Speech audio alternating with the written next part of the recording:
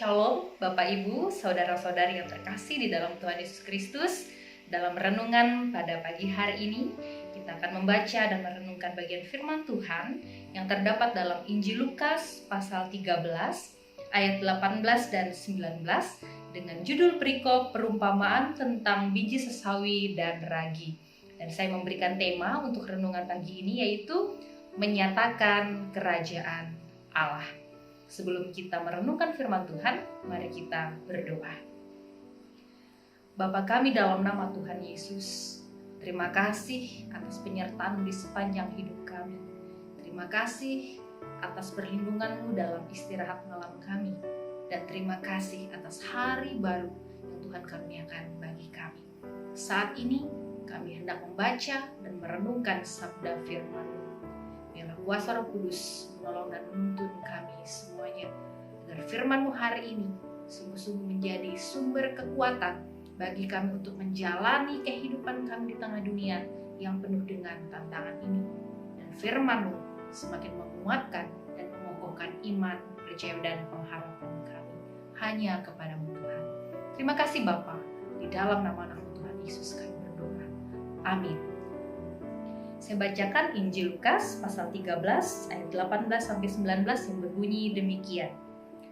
Maka kata Yesus, seumpama apakah hal kerajaan Allah dan dengan apakah aku akan mengumpamakannya?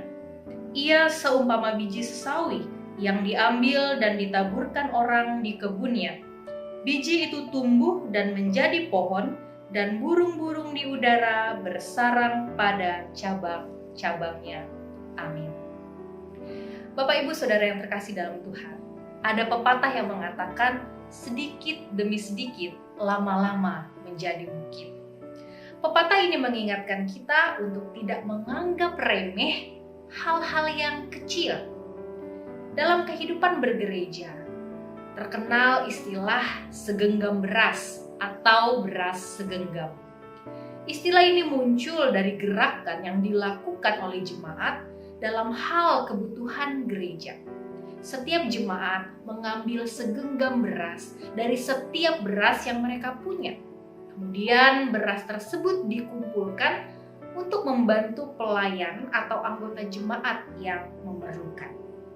Dan luar biasa, hanya dengan segenggam beras, pelayanan dapat berjalan dengan baik. Artinya saudara, jangan pernah menganggap remeh perbuatan-perbuatan atau kebaikan-kebaikan kecil, sebab sesuatu yang kecil itu dapat membawa atau menghasilkan dampak yang besar. Saudara-saudara yang terkasih, berbicara tentang sesuatu yang kecil, ada satu jenis tanaman yang bijinya sangat kecil, yaitu biji sesawi.